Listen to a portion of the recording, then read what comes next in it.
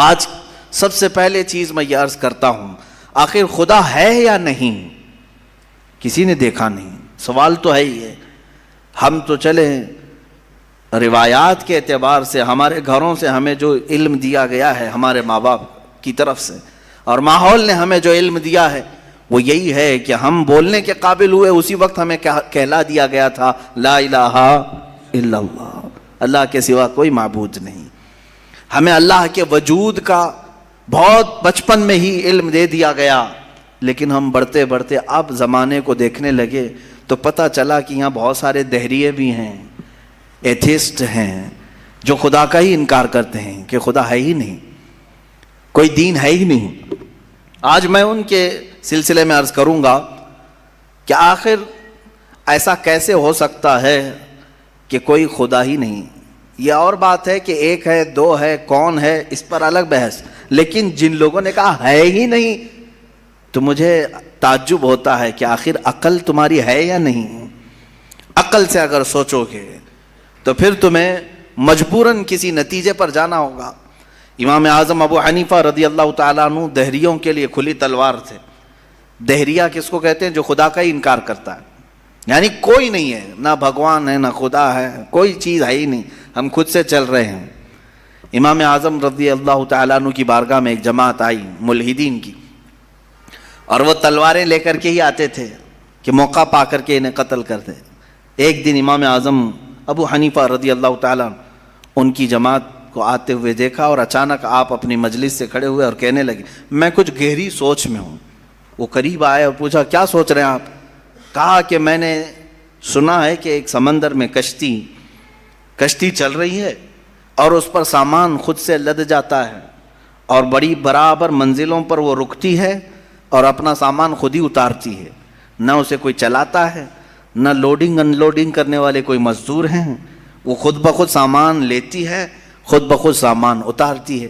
یہ روبوٹک دنیا بھی نہیں تھی اس وقت کہ وہ یقین کر لیتے، سائنسی دنیا بھی نہیں تھی اس وقت۔ تو ان دہریوں نے کہا کیا مذاق کر رہے ہیں آپ کہ سمندر میں کشتی بغیر ملاح کے، بغیر کیپٹن کے چل رہی ہے اور خود سامان لوڈ کر رہی، اتار رہی ہے، ہمارے ساتھ مذاق کر رہے ہیں آپ؟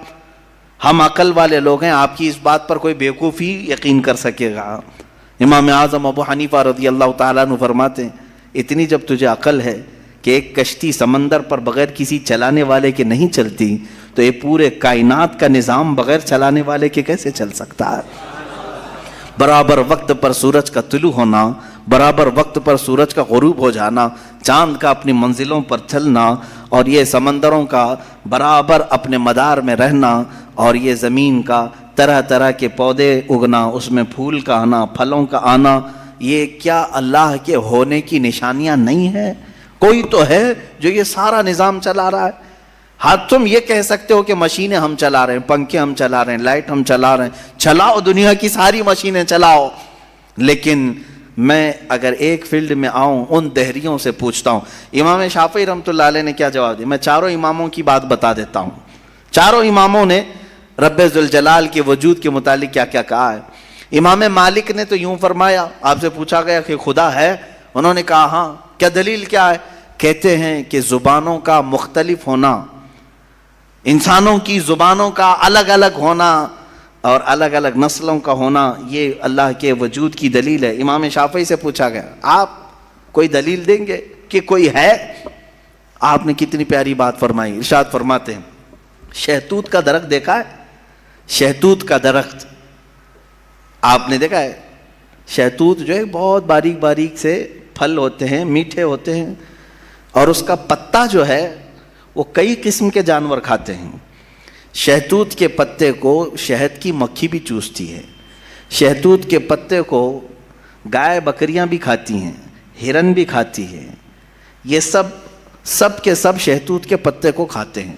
شہتوت کا پتا ایک رنگ کا ہوتا ہے، ایک ہی ٹیسٹ کا ہوتا ہے۔ امام شافعی فرماتے ہیں شہد کی مکھی اسی شہتوت کے پتے پر بیٹھتی ہے، چوستی ہے، اور اپنے چھتے میں جا کر کے شہد اگل رہی ہے۔ بکریاں اور گائے اس شہتوت کے پتے کو کھاتی ہیں، مینگنیاں ڈال رہی ہیں یا دودھ دے رہی ہیں۔ اسی شہتوت کے پتے کو ہرن کھاتی ہے، ہرن نافع پیدا کرتی ہے جو مشک کی طرح ایک ناپا ہوتا ہے, نہایت ہی اچھی خوشبو اس کے اندر آتی ہے. امام شافعی فرماتے ہیں ایک شہتوت کا پتا بکری میں جائے تو الگ اثر کرے, شہد کی مکھی میں جائے تو الگ اثر کرے, گائے میں جائے اور ہرن میں جائے تو الگ اثر کرے, آخر ایک شہتوت کے پتے سے ناپا, دودھ اور شہد بناتا کون ہے؟ بناتا کون ہے؟ اسی میں امام شافعی فرماتے ہیں ہم روٹی کا ایک ٹکڑا کھاتے ہیں, روٹی کا ایک ٹکڑا کھاتے ہیں, اندر جسم میں یہ روٹی جانے کے بعد آپ سب کو معلوم ہے اس میں سے کچھ حصہ گوشت بنتا ہے, کچھ حصہ خون بنتا ہے, کچھ حصہ پیپ بنتا ہے, کچھ حصہ منی بنتا ہے, باقی کا بچا ہوا فضلہ پخانہ بن کر نکل جاتا ہے. ایک روٹی گیہوں کی کھاؤ, جو کی کھاؤ, جوار کی کھاؤ, روٹی ایک ہی طرح کی ہے, اور اس سے گوشت کون بناتا ہے, خون کون بناتا ہے, اور پیپ کون بناتا ہے, منی کون بناتا ہے, سب کی الگ الگ قسمیں ہیں. امام شافعی فرماتے ہیں تمہاری ہزاروں مشینیں ایک طرف, لیکن اندر جو نظام چلاتا ہے وہ کوئی تو ایک ہے, کوئی تو ہے. تمہیں ماننا ہوگا. میں دہریوں کے متعلق کہہ رہا ہوں جو ملحدین ایتھیسٹ ہیں, جن کا کہنا ہے کہ کوئی ہے ہی نہیں, کوئی خدا ہی نہیں, تو ان سے میں کہتا ہوں کوئی بتاؤ تو صحیح آخر یہ چلا کون رہا ہے, یہ کون چلا رہا ہے, ہمارے جسم کے اندر کا نظام کون چلا رہا ہے؟ اور قرآن نے انہی کی طرف بار بار اشاروں میں بتایا ہے, آیات میں, کہ کیا تم دودھ کو نہیں دیکھتے؟ دودھ کہاں سے پیدا ہوتا ہے؟ کہ اللہ تعالیٰ فرماتا ہے کہ ہم نے دودھ کو گائے کے خون اور اس کے گوبر کے بیچ میں سے پیدا کیا ہے. اس کا فضلہ گائے کا گوبر ہے پیٹ کے اندر, اور اس کا خون بھی ہے, خون نہایت ہی سرخ, گوبر نہایت ہی الگ رنگ کا, اور اس کے بیچ سے صاف و شفاف دودھ کا نکلنا. دودھ آتا ہے, نہ کبھی اس میں گوبر کی بو آئی, نہ کبھی خون کا رنگ آیا. قرآن کہتا ہے آخر یہ کون ہے جو اس طرح صاف ستھری غذا نکالتا ہے تمہارے لیے؟ کیا شہد کی مکھی کو نہیں دیکھتے؟ قرآن کہتا ہے جب وہ ڈنک مارتی ہے تو اس کے زہر کا کوئی علاج نہیں ملتا. شہد کی مکھی اگر ڈنک مارے تو زہر چڑھ جاتا ہے اور کئی لوگوں کی موت بھی ہوتی ہے, لیکن وہی اپنے چھتے پہ بھی تھوکے تو وہ نہایت ہی میٹھی غذا ہے, نہایت ہی میٹھی غذا ہے. شہد کی مکھی اپنا رس چھتے پر ڈالے تو وہ دنیا کی سب سے اچھی غذا, وہی اگر کسی کو ڈنک مارے تو سب سے برا زہر ہے. اعلیٰ حضرت رضی اللہ تعالیٰ عنہ نے اپنے آپ کو یوں فرمایا ہے کہ میں وہ شہد کی مکھی ہوں جس کی مٹھاس کا بھی جواب نہیں, جس کے ڈنک کا بھی جواب نہیں. یہ تو ضمناً میں نے بات عرض کی. خدا قدیر و جبار کے وجود پر میرے عزیزو ایک دو نہیں, لاکھوں مثالیں دنیا میں ہیں, لاکھوں مثالیں. ابھی تو کائنات کے رازوں تک ہم پہنچے ہی کہاں ہیں. سمندر کے اندر کی دنیا, پیڑ پودوں کے اندر کی دنیا. اب آئیں امام احمد بن حنبل رضی اللہ تعالیٰ عنہ, یہ کیا فرماتے ہیں؟ آپ سے پوچھا گیا خدا ہے, کوئی دلیل ہے آپ کے پاس؟ کہتے ہیں میں تمہیں بتاتا ہوں, ایک قلعہ ہے, ایک قلعہ ہے ایسا کہ چاروں طرف سے بند, نہ ایک سوراخ جانے کا راستہ, نہ اس پہ کھڑکی, نہ دروازہ, کچھ بھی نہیں, ہوا تک نہیں جا سکتی, ہوا تک نہیں جا سکتی, پورا بند ہے, اور اندر اس کے نہایت ہی چمکدار موتیوں کی طرح ہے. پھر اچانک اس قلعے میں اچھلتا کودتا ہوا ایک جان والا پیدا ہوتا ہے, اور پھر وہ اس قلعے سے باہر آتا ہے. امام احمد بن حنبل کی ان باتوں کو سن کر لوگوں نے پوچھا ایسا کیسے ہوتا ہے؟ بند قلعہ, ہوا بھی نہیں جاتی, کوئی سوراخ بھی نہیں, اور اس کے اندر سے کوئی اچانک پیدا ہوتا ہے. امام احمد بن حنبل فرماتے ہیں یہ تو روز ہوتا ہے, مرغی کے انڈے میں نہیں دیکھتے. مرغی کا انڈا مجھے بتاؤ اس میں کتنی کھڑکیاں ہیں, انڈا تو اوپر سے پورا بند ہوتا ہے, ہوا تک نہیں جاتی, لیکن مرغی اس کو گرم کرے. اب تو مشینوں میں بھی, اب مشینوں سے بھی ہوتا ہے. مجھے یہ بتاؤ انڈے کی زردی اچانک ایک جاندار چوزے کی شکل کیسے اختیار کرتی ہے؟ کون ہے جو اسے چونچ دیتا ہے؟ کون ہے جو اسے پر دیتا ہے؟ اور پھر ہم نے جانوروں کو, پرندوں کو, ہر ایک مخلوق کو دیکھا ہے, ان میں رنگ ایسے بھرے ہوئے رہتے ہیں, دنیا کا کوئی آرٹسٹ بھی اس طرح کے رنگ بھر نہیں سکتا. کیا ہم مور کو نہیں دیکھتے؟ طرح طرح کے خوبصورت اس میں ڈیزائن کیے گئے ہیں, ایسا لگتا ہے کہ کوئی قلم لے کر کے ڈیزائن کیا ہے, کوئی برش سے ڈیزائن کیا ہوا ہے. نہیں میرے عزیزو, یہ قدرت کی شاہکاریاں ہیں, رب ذوالجلال کی شاہکاریاں. اور تم بے شمار خوبصورت مخلوقات کو دیکھو گے، پھر میں ان دہریوں سے پوچھتا ہوں آخر ان تمام کو پیدا کرنے والا کوئی تو ہوگا، کوئی تو ہوگا، تم لاؤ ڈھونڈ کر کے آخر کون ہے یہ سب پیدا کرتا ہے۔ یہ تو تخلیق، نظریے تخلیق، خدا کو پہچاننے کے 4 نظریے دنیا میں مشہور ہوئے ہیں۔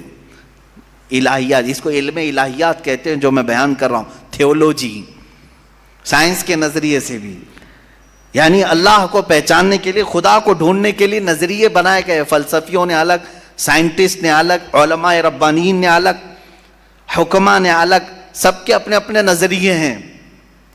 ہم اللہ رب العزت کو نظریے تخلیق سے واضح کرتے ہیں، لوگوں کے سامنے بتاتے ہیں کہ اللہ پیدا کرنے والا ہے، کیونکہ قرآن پاک میں جگہ جگہ اس نے، اللہ تعالیٰ نے اپنی ربوبیت کا، اپنی تخلیق کا اظہار جو فرمایا ہے وہ یہی فرمایا کہ تم اتنے کمزور ہو کہ ایک مکھی کو نہیں بنا سکتے، ایک مکھی پیدا نہیں کر سکتے، کتنے کمزور ہو، اور وہ رب ذوالجلال ہزاروں کروڑوں مخلوقات روزانہ بناتا ہے، روزانہ انہیں موت بھی دیتا ہے، حیات و ممات اسی کے دستے قدرت میں ہے۔ عزیزان گرامی وقار، اللہ تعالیٰ کی بے شمار صفات میں سے مجھے کئی صفات پر عرض کرنا تھا، میں سب سے پہلے اس کے وجود پر آپ کے سامنے یہ دلائل رکھا۔ عام مسلمان بھی کسی دہریے سے کہہ سکتا ہے کہ اللہ کے نہ ہونے پر جو تو اس قدر ناچ رہا ہے، آج ایتھیزم کا بہت زیادہ آج چل رہا ہے، وہ کہتے ہیں کوئی دین دھرم ہوتا نہیں، کچھ نہیں ہوتا ہے، کوئی خدا نہیں ہوتا، دنیا میں ایسے ہی چل رہے ہیں۔ مذاق کر رہے ہو، مذاق کر رہے ہو میاں، ابھی تک تو وہ آٹومیٹک گاڑی بھی نہیں آئی بغیر ڈرائیور والے، ابھی تم بول رہے ہو، ابھی تم بول رہے ہو۔ بہرحال دنیا میں کوئی چیز کو بنانے والا ہوتا ہے، آٹومیٹک گاڑی آ بھی گئی تو میری اس دلیل کو یہ مت سمجھ لینا کہ گاڑیاں بغیر ڈرائیور کے نہیں چل سکتی۔ مفتی صاحب نے کہا آپ تھوڑے دنوں کے بعد آنے والی ہے، اس کا مطلب کیا بغیر ڈرائیور کے بھی سب چلتی ہیں؟ میری یہ دلیل اس لیے نہیں ہے، بغیر ڈرائیور والی گاڑی اگر چل بھی گئی تب بھی میں سوال کروں گا کہ اس کو آخر گاڑی کو بنایا کون ہے؟ یہ بنایا کون ہے؟ کوئی تو انسان بنایا ہوگا۔ تو اسی طرح سے ہر چیز کو دنیا کی آپ کو یہ علم لے کر کے جاتا ہے تھیولوجی کا کہ کوئی نہ کوئی اس کا پیدا کرنے والا ہے، بنانے والا ہے۔ فلسفی ان کے ہاں ایک قانون ہے، دور اور مسلسل، یعنی تسلسل، کنٹینیو کوئی چیز ہو نہیں سکتی۔ مثال کے طور پر مجھے پیدا کرنے والا کوئی ہے اور اس کو پیدا کرنے والا کوئی ہے، اس کو پیدا کرنے والا، یہ جو سوچ ہے تسلسل اس کو کہتے ہیں۔ کہیں جا کر کے سٹاپ ہونا پڑے گا، کہیں جا کے سٹاپ ہونا پڑے گا تمہیں۔ میں پیدا ہوا میرے باپ سے، میرے باپ پیدا ہوئے دادا سے، دادا پر دادا سے، یہ سلسلہ چل کر کے کہیں تو سٹاپ ہوگا، کہیں جا کے ختم ہونا ہے۔ تو فلسفی اس بات کو مانتے ہیں کہ دور اور تسلسل محال ہے، یعنی کنٹینیو ایسی جاتا رہے، یہ محال ہے۔ ان کے ہاں ایسا ہے۔ میرے عزیزو، اب اگر میں ان سے سوال کروں کہ جیسے بہت سارے لوگ بھگوانوں کو بھی مان لیے، جبکہ بھگوان کی بیوی بھی ہے، بھگوان کے بچے بھی ہے اور بھگوان کا باپ بھی ہے، تو پھر اب سوال آئے گا کہ بھگوان کا دادا کون، بھگوان کا پردادا کون؟ پھر وہ نسب چلے گا، کہیں تو جا کے رکنا ہے، کہیں تو جا کے رکے گا۔ بچے ہیں تو اب تک ان کی نسل کیوں نہیں؟ بھگوان کے بھی بیٹے بیٹیاں تھیں نا، بہت سارے بھگوانوں کا تذکرہ ہندوستان میں ہے، ان کے بیٹے بیٹیاں بتائی گئی ہیں، کتنے بیٹے تھے، رام کے بھی، کرشن کے بھی، سب کے بھی بتائے گئے ہیں بیٹے بیٹے۔ تو اب اولاد کہاں ہیں؟ باپ دادا کہاں تھے؟ میرے عزیزوں، میری اس بات کو یقیناً کوٹ کیا جائے گا، مجھے معلوم ہے چند دنوں پہلے یہ کہہ رہا تھا اورنگزیب کی اولاد برتن مانج رہی ہے، ٹیپو سلطان کی اولاد پنچر لگا رہی ہے، تجھے تو یہ ٹیپو سلطان اورنگزیب کی اولاد نظر آئی، ان کی کہاں ہے جن کا میں ذکر کر رہا ہوں؟ ان کی کہاں ہے؟ اور بہرحال اورنگزیب اور ٹیپو سلطان ان تمام کو چھوڑو، ان کی اولاد کو تو نے برتن مانجتے یا پنچر لگاتے تو دیکھا اللہ نے تو تجھے بانج بنا کر رکھا ہے، تیرے سے کوئی چیز نہیں آ سکتی سوائے گوبر اور غلاظت کے، کوئی چیز نہیں آ سکتی۔ میرے عزیزوں، میں یہاں عرض یہ کر رہا ہوں دور اور تسلسل، کہ اگر اس طرح کسی کا باپ ہے تو پھر دادا بھی ہوگا، دادا ہے تو پردادا بھی ہوگا، یہ چلتا رہے گا سلسلہ۔ یہ اسلام یہ ہے جس نے کہا قل هو اللہ احد اللہ الصمد لم یلد ولم یولد، کہو وہ اللہ ایک ہے، اللہ بے نیاز ہے، لم یلد نہ وہ کسی سے پیدا ہوا ہے، ولم یولد نہ اس سے کوئی پیدا ہوگا، اس سے کوئی لم یلد اس سے کوئی پیدا نہیں ہوا اور نہ وہ کسی سے پیدا ہوا۔ یہاں ختم ہو گئی بات۔ اب نہ میرے خدا کا کوئی باپ ہے، نہ بیٹا ہے، نہ بھائی ہے، نہ بہن ہے، کہیں یہ تصور آئے گا ہی نہیں۔ تم ہم سے یہ سوال نہیں کر سکتے کہ اللہ کے آباء و اجداد کہاں ہے، اولاد کہاں ہے۔ ہم نے خدا کو مانا ہی ایسے ہے کہ وہ جسم و جسمانیت سے بھی پاک ہے، رشتہ داری سے پاک ہے، کوئی نہ اس کا ہمتا ہے، ایک ہی سب کی سنتا ہے۔ یہ اللہ تبارک و تعالیٰ کے متعلق ہمارا یقین یہی ہے۔ عزیزان گرامی وقار، دور اور تسلسل کا جو قانون ہے، میں نے یہی بتایا کہ بعض لوگ اس چیز کے ذریعے سے بھی چاہیں تو ہدایت حاصل کر سکتے ہیں کہ کہیں تو جا کے ہمیں فل سٹاپ ہونا پڑے گا، کوئی تو ہے جو اینڈ ہے، اس کو کوئی پیدا کرنے والا نہ ہو، جا کر کے تمہیں ختم ہونا پڑے گا ایک نہ ایک جگہ، کہ کوئی تو ہے جو لاسٹ ہے، اس کو کوئی نہ پیدا کیا ہو۔ اگر اس کو بھی کوئی پیدا کیا ہے تو پھر یہ بھی بات آئے گی اس کو بھی کوئی پیدا کیا ہوگا۔ تو ہمیں ایک ایسی ذات ماننی پڑے گی جس کو کوئی نہ پیدا کیا ہو، تبھی جا کر کے ہم یہ کہتے ہیں وہ جو ذات تم جا کر اینڈ ہوگے اسی کا نام اللہ رب العزت ہے، جس کو کسی نے پیدا نہیں کیا۔ یہ اسلام کا بہترین عقیدہ ہے۔ میرے عزیزو، توحید کسے کہتے ہیں؟ اب بات آتی ہے، وجود کی بات ہو گئی، اللہ ہے اتنا تو ماننا پڑے گا، اس کے لیے تو بہت ساری دلیلیں بچے بھی پکڑ کر کے بتا دیں گے۔ ایک خاتون، ہم نے بچپن میں پڑھا تھا، ایک بوڑھی عورت چرخہ سل رہی تھی، اس سے جا کر کسی نے پوچھا کہ اللہ ہے کہ نہیں ہے، تو اس نے کہا ہے۔ کیا دلیل ہے؟ کہا یہ میرا چرخہ جو سل رہا ہوں اسی یہی دلیل ہے اللہ کی۔ کہا کہ کیسے؟ کہا یہ چرخہ، اس سے کپڑے سلتی ہوں، جب تک میں چلاتی نہیں یہ سلتا نہیں، مشین سلتی نہیں ہے کپڑے، اسی سے میں نے یہ یقین کر لیا کہ میرا چرخہ میرے چلائے بغیر نہیں چلتا، تو نظام کائنات پورا بغیر چلائے کیسے چلے گا؟ کوئی تو ہے۔ یہ ہو گئی بات وجود کی، کوئی تو ہے۔ اب آتی ہے توحید کی بات، کوئی تو ہے، اب ہمیں یہ بتانا ہے ایک ہی ہے، کوئی تو ہے لیکن وہ جو ہے وہ ایک ہی ہے۔ یہاں پر بھی ہمیں اسلام نے جو فلسفہ دیا ہے، قانون دیا، وہ بہت ہی پیارا ہے۔ اس کی وجہ کیا ہے میرے عزیزو؟ چلو اب ہم توحید کی طرف آتے ہیں۔ توحید کہتے ہیں ایک ماننا، ایک ماننا۔ حقیقت میں دیکھا جائے تو دنیا کے اکثر مذاہب میں توحید کا شروع میں درس رہا۔ عیسائیت جو آئی ان میں بھی تھا، بعد میں یہ تثلیث کے قائل ہو گئے۔ یہودیوں میں بھی اللہ کو ہی مانتے، خدا کو ہی ماننا ہے۔ ہندوؤں میں بھی ایک کا ہونے کا تصور کتابوں میں ان کے موجود ہے۔ یہ اور بات ہے کہ انہوں نے ملا دیا، مسالے لگا دیے، الگ الگ ہو گئے۔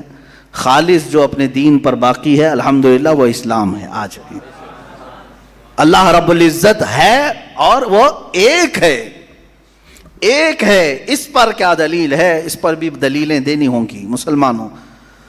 عقلی دلیلیں بھی ہیں، نقلی دلیلیں بھی ہیں۔ نقلی دلیلیں ہمارے لیے، نقلی کا مطلب ہوا کسی جگہ سے ثابت ہے، قرآن سے، حدیث سے یہ ثابت ہے تو یہ نقلی دلیل۔ عقلی جو عقل بھی جس کو تسلیم کرے، عقل جس کو ایکسیپٹ کرے، وہ کیا ہے؟ اس بوڑھی عورت کا ہی میں بتا دوں جس نے چرخہ سلا، اور چرخے کو چلانے میں اس نے کہا کہ اللہ ہے، کوئی تو ہے، کیونکہ میری مشین بغیر چلائے نہیں چلتی۔ تو اس سے صاحب نے، جس نے سوال کیا، پوچھا کہ اچھا ہے تو کیا وہ ایک ہے کہ دو ہے؟ کہا نہیں ایک ہی ہے۔ کہا وہ کیسے؟ کہا دو ہو تو دیکھو تم سامنے بیٹھو، ادھر سے چلاؤ، میں ادھر سے چلاتی ہوں، پھر کپڑے کی کیا درگت بنتی ہے؟ تم اپنی طرف کپڑا کھینچ رہے ہوں گے، میں اپنی طرف کپڑا کھینچ رہی ہوں گی۔ اس سے میں نے یہ یقین کر لیا میرے کپڑے کو سلنے کے لیے میرے چرخے پر ایک ہی کا ہونا ضروری ہے۔ دو بیٹھیں گے تو کپڑا پھر پائجامے کی بجائے کرتا ہو سکتا ہے، کرتے کی بجائے ہو سکتی ہے، کچھ بھی ہو سکتا ہے، کچھ بھی سل جاتا ہے۔ تو دو لوگ ایک مشین کو سلنے جائیں تو نظام درہم برہم ہو سکتا ہے، تو ایک پورے کائنات کا نظام اگر دو لوگ چلانے لگیں تو ایک دن ایک کہے گا نہیں میں آج بارش برساؤں گا، دوسرا کہے گا نہیں میں آج دھوپ ڈالوں گا، تیسرا کہے گا کہ نہیں میں آج چھاؤں ٹھنڈی پیدا کروں گا، تو یہ تو انہی کے درمیان جھگڑا ہوتا رہے گا۔ اسی لیے قرآن نے بھی کہا لَوْ كَانَ فِيهِمَا آلِهَةٌ إِلَّا اللَّهُ لَفَسَدَتَا، اگر ان کائنات میں زمین و آسمانوں میں خدا کے علاوہ دو ہوتے تو ضرور اس میں فساد ہوتا، ضرور اس میں نظام درہم برہم ہوتا۔ میرے عزیزوں، یہاں دیکھ رہے ہیں ہم بہت سارے نظاموں کو، کمیٹی کا مسئلہ ہے، مسجد کا مسئلہ ہے، بہت سارے چیزیں دیکھیں، صدر صاحب کچھ اور کرنا چاہتے ہیں، نائب صدر صاحب کچھ اور کرنا چاہتے ہیں، سیکریٹری کچھ اور کرنا چاہتے ہیں، حکومت میں جائیں پرائم منسٹر کو اور چاہتا ہے، ہوم منسٹر کچھ اور کہتا ہے، اس کی تو بڑی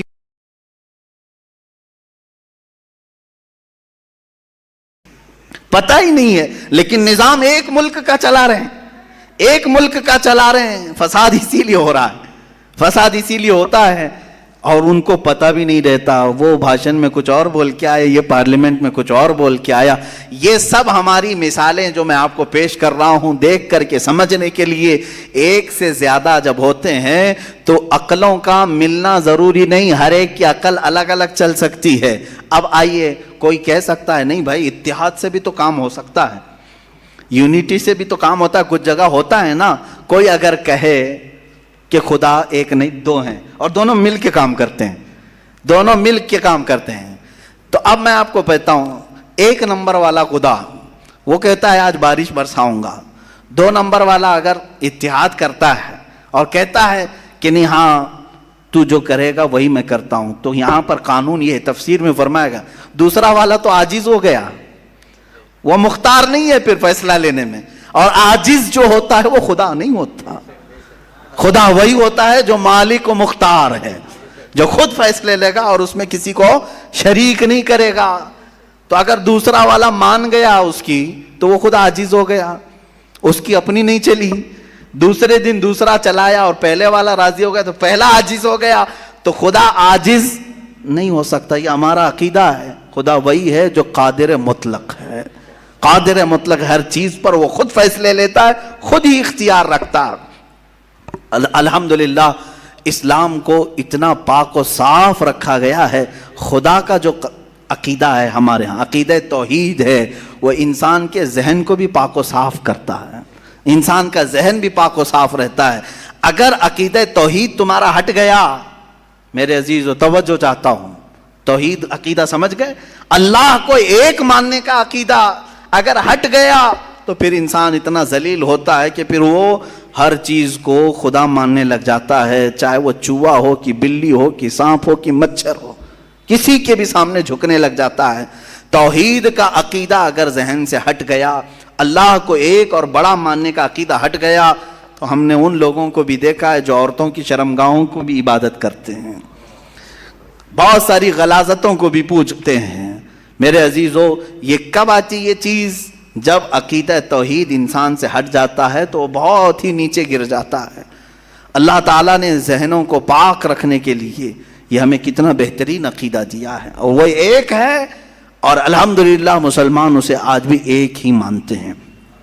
کئی چیزیں ہیں، میں یہ علم الہیات پر آج بات کرنا چاہتا تھا، پہلے وجود باری تعالیٰ اور دوسرے اللہ کے ایک ہونے پر۔ ایک ہونے پر سب سے بڑی دلیل یہ ہے، ایک سے زیادہ ہوں گے تو نظام درہم برہم ہو سکتا ہے، اور اب تک نظام درہم برہم نہیں ہوا، اس کا مطلب ہے کہ ایک ہی چلا رہا ہے، ایک ہی چلا رہا ہے۔